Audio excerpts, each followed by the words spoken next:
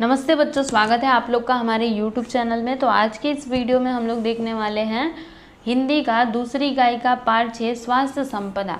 इसका प्रश्न और उत्तर हम लोग देखेंगे। ठीक है, प्रश्न और उत्तर में देखो बच्चों, यहाँ पे आपकी किताब में जितने भी प्रश्न दिए गए हैं सबके उत्तर आप लोग को दिए जाएंगे, चाहे वो कोई भी प्रश्न हो। ठीक है, जैसे यहाँ पे कुछ प्रश्न है ना, जैसे यहाँ पे मैं आप लोग को दिखा देती हूँ। एक बार इधर देखो, यहाँ पे। ठीक है, ये देखो, जैसे ये आपका पाठ है, इसके नीचे देखिएगा, यहाँ पे एक प्रश्न है कि चित्र देखकर क्रिया युक्त शब्दों से वाक्य बनाओ। ये चित्र देखो और फिर क्रिया युक्त शब्दों से आपको वाक्य बनाने हैं। ठीक है, तो देखिए हमने यहाँ पे वाक्य बनाए हुए हैं। पहला, लता सेब खाती है। दूसरा, बच्चे हंस रहे थे।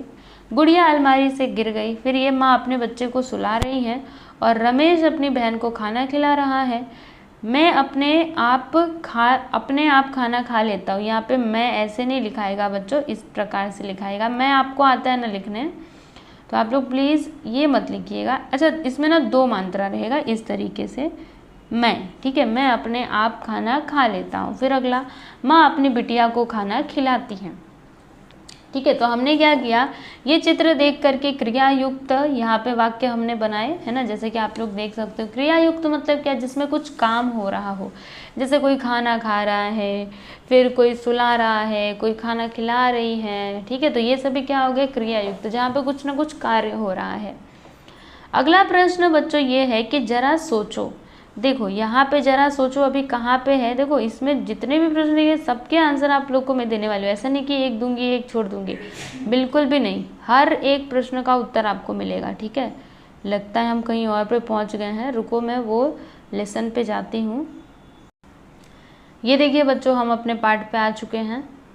तो यहाँ पे देखो बच्चों, अगला प्रश्न ये है कि ज़रा सोचो, यदि भोजन से नमक गायब हो जाए तो। अगर भोजन से, आपके भोजन में नमक नहीं है तो कैसा होगा, जरा सोचिए इसके बारे में। तो देखो क्या क्या होगा, यदि भोजन में नमक गायब हो जाए तो भोजन स्वादिष्ट नहीं लगेगा, है ना। यदि भोजन से नमक, ठीक है, यहाँ पे से है, भोजन स्वादिष्ट। देखो सब कुछ डाला, लेकिन आपकी मम्मी ना नमक डालना भूल गई, तो आप बताओ क्या वो आप भाजी खाओगे। समझिए, नमक डाला और कुछ मसाला वगैरह भूल गए, तब तो हम वो भाजी खा सकते हैं, लेकिन नमक ही नहीं डाला तब तो बिल्कुल भी कुछ स्वाद ही नहीं आएगा, क्योंकि नमक तो मेन है भाई। कुछ और नहीं डालोगे चलेगा, लेकिन नमक डालो। ओके, हर चीज़ फीकी लगेगी, फीका भोजन करना मुश्किल होगा और हमारा पेट नहीं भरेगा। पेट भर खाना न खाने से हमें कमजोरी आ जाएगी, हम ढंग से काम नहीं कर सकेंगे। नमक के बिना हमारे शरीर को आयोडीन नहीं मिलेगा, जिससे शरीर का विकास क्या होगा बच्चों, रुक जाएगा। इसीलिए हमको नमक खाना चाहिए। अगला यहाँ पे है मैंने समझा। बच्चों देखो, ये जो पाठ था स्वास्थ्य संपदा, इसे पढ़ने के बाद आपने क्या समझा वो आपको लिखना है। तो देखो हमने लिखा है कि इस पाठ में गांधी जी यह समझाना चाहते हैं कि हमें अपना शरीर क्या रखना चाहिए, बताओ, स्वस्थ रखना चाहिए। हमें पर्याप्त मात्रा में दूध, मक्खन, फल, हरी सब्जियां, गेहूं की रोटी आदि पौष्टिक पदार्थ अपने भोजन में लेने चाहिए। हमें शुद्ध हवा में रहते हुए प्राणायाम व व्यायाम भी करना चाहिए। समझे ना, ऐसे ही दिन भर ऐसे बस लेटे मत रहो आलसी की तरह, हमें काम करना चाहिए। समझे, तभी तो हमें मजबूती मिलेगी, और साथ ही साथ अच्छे अच्छे खाने भी खाने चाहिए। फिर अगला यहाँ पे खोजबीन में क्या है कि खादी का कपड़ा कैसे बनाया जाता है, इसकी जानकारी प्राप्त करो, करके लिखो। यानी जो खादी का कपड़ा होता है वो कैसे बनाया जाता है, इसके बारे में आप जानकारी इकट्ठा करो और लिखो। तो देखो बच्चों, मैं आप लोग को बताती हूँ। चरखे पर रुई से क्या काटा जाता है, तो सूत काटा जाता है। फिर उस सूत से जुलाहा हथकरघे पर कपड़ा बुनता है। इसके पश्चात इस कपड़े को रंगा जाता है। हाथ से बुना कपड़ा कुछ मोटा होता है। इसी कपड़े को क्या कहते हैं बताइए, खादी कहते हैं। ठीक है, अगला यहाँ पे प्रश्न है कि पढ़ाई का नियोजन करते हुए अपनी दिनचर्या लिखो। देखो बच्चों, आपको अपनी दिनचर्या लिखनी है। जैसे कि पढ़ाई भी, उसमें ऐसा नहीं कि बस खेलना लिख दिया, नहीं, उसमें पढ़ाई भी होना चाहिए कि आप कब पढ़ते हो, कब खेलने जाते हो, सुबह कैसे उठते हो, कब स्कूल जाते हो, ट्यूशन कब जाते हो, दोस्तों के साथ कब खेलते हो, टीवी कब देखते हो। ठीक है, तो ये पूरी आपको दिनचर्या मतलब क्या, एक टाइम टेबल बताओ कि आप क्या क्या करते हो दिन भर, तो वो आप लोग को बताना है। ठीक है बच्चों, तो देखिए हमने मतलब आप सभी के अलग अलग होंगे दिनचर्या, लेकिन मोस्ट ऑफ बच्चों के तो यही होंगी जो हमने यहाँ पे लिखा हुआ है। क्या लिखा है मैं आपको बताती हूँ, सुनो। मेरा स्कूल सुबह 7:30 बजे से दोपहर 2 बजे तक रहता है। ठीक है, कोई एक बच्चा है जो कहता है कि मेरा स्कूल 7:30 बजे से लेकर के 2 बजे तक रहता है। मैं 2:30 बजे घर आ जाता हूँ। खाना खाने और थोड़ा आराम करने के बाद मैं अपने स्कूल का गृह कार्य करने बैठ जाता हूँ, यानी जो भी मुझे स्कूल में होमवर्क दिए रहते हैं मैं उसको करने बैठ जाता हूँ। फिर गृह कार्य पूरा कर मैं खेलने के लिए चला जाता हूँ। देखो कितना अच्छा बच्चा है, गृह कार्य पूरा करके खेलने के लिए जाता है, क्योंकि मेरी उम्र के सभी बच्चे उसी समय अपनी पढ़ाई आदि खत्म करके खेलने आते हैं। 2 घंटा खेलने के बाद मैं घर आता हूँ। खाना खाते समय मैं टीवी पर समाचार और डिस्कवरी जैसे ज्ञानवर्धक चैनल देखता हूँ। फिर स्कूल बैग तैयार करके 10 बजे मैं सोने चला जाता हूँ। इस तरह यह मेरी दिनचर्या सुबह से रात तक की है। तो आपकी जो है आप प्लीज़ उसी को लिखना। अगला क्वेश्चन है, सुनो तो ज़रा। दूरदर्शन और रेडियो के कार्यक्रम देखो और सुनो और सुनाओ, यानी जो दूरदर्शन पे कुछ कार्यक्रम आते हैं या फिर रेडियो पे, तो वो आप कार्यक्रम सुनिए और सुनाइए, यानी सुनिए और फिर बताइए क्या क्या है उसमें। फिर अगला यहाँ पे है, बताओ तो सही। क्या है कि संतुलित आहार पर 5 वाक्य बोलो, यानी जो संतुलित आहार है इसके ऊपर आपको 5 वाक्य बोलने हैं। ठीक है, तो पहला यहाँ पे देखिएगा हमने लिखा है, पर्याप्त मात्रा में पौष्टिक तत्वों से भरे आहार को संतुलित आहार कहते हैं। संतुलित आहार किसको कहते हैं बच्चों? तो पर्याप्त मात्रा में पौष्टिक तत्वों से जो भरा हुआ आहार होता है उसी को हम क्या कहते हैं? बताओ, संतुलित आहार कहते हैं।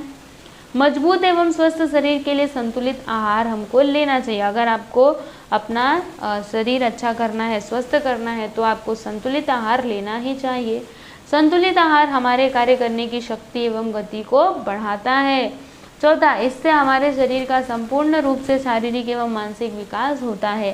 संतुलित आहार हमारे शरीर की रोग प्रतिरोधक क्षमता को भी क्या करता है? बढ़ाता है। इसीलिए आप लोग को क्या करना चाहिए? बताओ, संतुलित आहार लेना चाहिए। ऐसा नहीं कि फैट लिया तो खाली बस फैट, कार्बोहाइड्रेट है तो बस वही, ऐसे नहीं होगा। ठीक है, हर चीज़ एक सही मात्रा में आप लोग को लेना ही चाहिए। अगला प्रश्न है वाचन जगत से कि साने गुरुजी द्वारा लिखा कोई एक पत्र पढ़ो और चर्चा करो। तो आप पढ़िएगा और फिर चर्चा करिएगा, नेट से निकाल करके। चलो आगे बढ़ जाते हैं।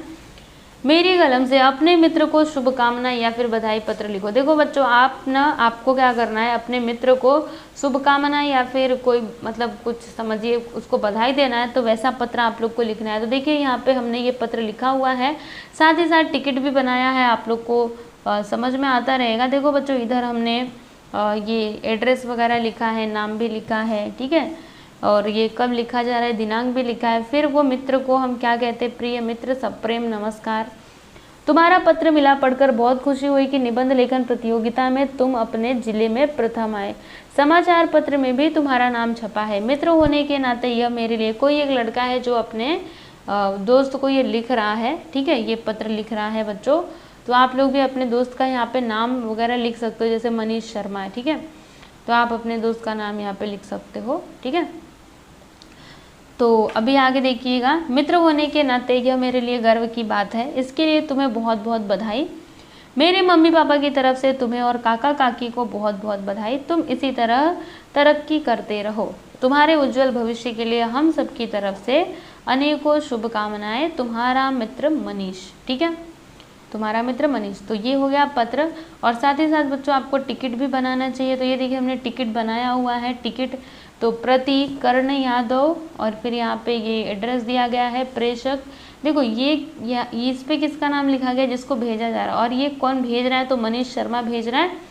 ये जगह से देखो यहाँ पे ये पूरा एड्रेस दिया गया है। ठीक है बच्चों, तो आप लोग क्या करोगे? बताओ। सबसे पहले ये पत्र लिखोगे और फिर उसके नीचे ये टिकट बना दोगे। ठीक है, तो चलो स्क्रीनशॉट ले लो फटाक से।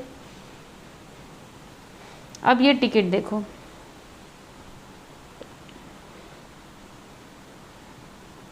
समझ गए? आगे बढ़ते हैं। चलो, एक वाक्य में उत्तर लिखो बच्चों। अब आपको एक वाक्य में उत्तर लिखना है। ठीक है, तो पहला प्रश्न है कि जैतून के तेल की जगह मक्खन क्यों लिया जाना चाहिए, है ना? क्यों हमको जैतून का तेल नहीं लेना चाहिए, मक्खन लेना चाहिए? तो इसका उत्तर देखो बच्चों, मक्खन में जो विटामिन होते हैं वह जैतून के तेल में नहीं होते हैं। ठीक है, इसीलिए जैतून के तेल की जगह मक्खन लिया जाना चाहिए।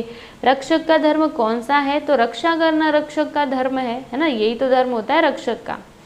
अगला प्रश्न है कि किन किन सब्जियों की गिनती अच्छी हरी सब्जियों में होती है। कौन कौन सी ऐसी सब्जियां हैं जिनकी गिनती अच्छी हरी शब्दों में होती है, अच्छी हरी सब्जियों में होती है? तो देखो बच्चों यहाँ पे लिखा हुआ है लौकी, फूलगोभी, पत्ता गोभी, बिना बीज की सेम, बैगन आदि की गिनती अच्छी और हरी सब्जियों में होती है। अगला यहाँ पे फेफड़ों के लिए क्या अति आवश्यक है? तो 24 घंटे शुद्ध से शुद्ध हवा फेफड़ों के लिए क्या है बताओ? अति आवश्यक है। समझ में आया आपको? तो यहाँ पे जो भी प्रश्न दिए गए थे इनके भी उत्तर मैंने आप लोग को दे दिए हैं। आप देख सकते हो 4 प्रश्न थे, चारों के उत्तर दे दिए हैं। अब आगे बढ़ेंगे बच्चों। तो अगला यहाँ पे प्रश्न क्या है? सदैव ध्यान में रखो। क्या सदैव ध्यान में रखना है? देखो, नव युवकों की शक्ति देश हित में लगनी चाहिए। यानी जो भी नौजवान है हमारे देश के, जो भी यूथ है, ठीक है, उनकी शक्ति देश हित में लगनी चाहिए। क्योंकि नौजवानों के पास बहुत शक्ति होती है, अगर वो अपनी शक्ति का उपयोग करेंगे तो हमारा देश न जाने कहाँ से कहाँ तक पहुँच जाएगा। ठीक है, इसीलिए हमें करनी चाहिए, मतलब देश हित में लगनी चाहिए। देखो बच्चों यहाँ पे दिया गया है कि मनुष्य के अंदर उसके पूरे जीवन में सबसे अधिक ऊर्जा कब होती है बताओ? युवा अवस्था में होती है, यानी जब मनुष्य यंग होता है, जवान होता है, तब।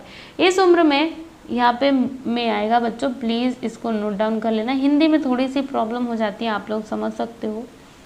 ठीक है, तो यहाँ पे में आएगा, आप प्लीज़ इसको ठीक करना। I am requesting you. Yes, ठीक करोगे ना बच्चों? यस लिख के बताना। तो हाँ, में इस उम्र में वह अधिक से अधिक मुश्किल कार्य कर सकता है। मनुष्य का कर्तव्य होता है कि वह अपने परिवार और समाज के साथ साथ देश के विकास के लिए भी कार्य करे। अतः नवयुवक या युवा वर्ग को अपनी शक्ति देश हित में लगानी चाहिए, जिससे देश ज़्यादा से ज़्यादा सफलता प्राप्त कर सके। ठीक है बच्चों, तो ये है इसका उत्तर, देख लो एक बार। चलो भाई आगे चलते हैं। आगे यहाँ पे अगला प्रश्न, ये तो हमने देख लिया, आप लोग देख सकते हो। फिर यहाँ पे अगला है विचार मंथन। आपको विचार करना है कि स्वस्थ शरीर स्वस्थ मन, योगासन है उत्तर साधन। तो इस पे जरा विचार करो, स्वस्थ शरीर स्वस्थ मन, ठीक है, और योगासन है उत्तर साधन। तो देखो बच्चों, इसका उत्तर हमने यहाँ पे लिखा हुआ है कि स्वास्थ्य, इसका मतलब विचार करके हमने भी समझा इसका अर्थ क्या होता है। फिर लिखा, देखो, स्वास्थ्य सबसे बड़ा धन है। स्वास्थ्य क्या है बच्चों बताओ? सबसे बड़ा धन है। अच्छे स्वास्थ्य के बिना सब कुछ व्यर्थ है। आप ही सोचिए ना, आपके पास बहुत सारा पैसा है, बहुत सारा पैसा है, लेकिन आपका स्वास्थ्य अच्छा नहीं रहता, दिन भर बेड पे पड़े रहते हो, तो क्या ये अच्छी बात है? और सोचिए, आपके पास ज़्यादा पैसा नहीं है, बस ठीक है, आप कमा मतलब खा सकते हो, इतना आपके पास पैसा है, और लेकिन आपका शरीर स्वस्थ है, तो बताओ इससे ज़्यादा खुशी की बात क्या होगी, है ना? तो सबसे बड़ा धन क्या है बताओ? स्वास्थ्य धन है। स्वास्थ्य हमारा सबसे बड़ा धन है। कहते हैं कि स्वस्थ शरीर में स्वस्थ मन वास करता है, इसीलिए हमें हमेशा अपने स्वास्थ्य पर ध्यान देना चाहिए। इसके लिए अच्छे खान पान के साथ साथ शारीरिक व्यायाम भी अनिवार्य है। हमें सुबह जल्दी उठना चाहिए और रात को भी समय पर सो जाना चाहिए। सुबह उठकर खुली हवा में सैर करना लाभदायक होता है। साथ ही हमें योगासन भी अवश्य करना चाहिए। योगासन में शारीरिक क्रियाओं के अलावा श्वासोच्छ्वास पर ध्यान केंद्रित किया जाता है। इस तरह शारीरिक व मानसिक शक्तियों का विकास होता है। अतः स्वस्थ तन मन के लिए योगासन एक उत्तम साधन है ना? आगे चलते हैं बच्चों।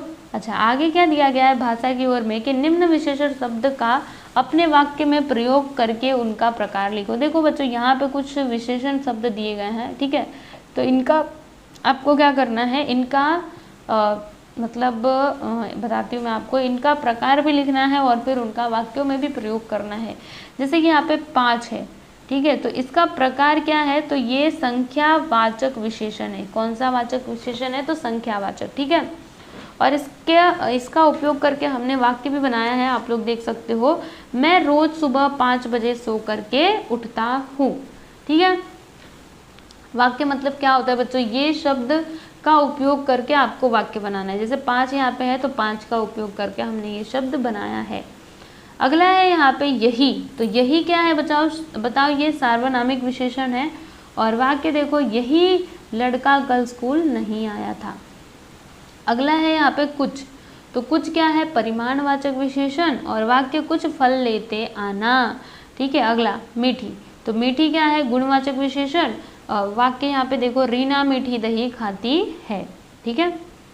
तो बस इतना ही था, सबके सब प्रश्नों के उत्तर मैंने आप लोग को बता दिए हैं बच्चों, कुछ भी यहाँ पे बाकी नहीं है। तो बस आप अच्छे से पढ़ो, कुछ भी डाउट आता है तो आप मुझसे पूछो, ठीक है, बेझिझक होकर आपको जो पूछना है आप वो मुझसे पूछ सकते हो, मैं आप लोग को उसका आंसर ज़रूर ही दूंगी, ठीक है।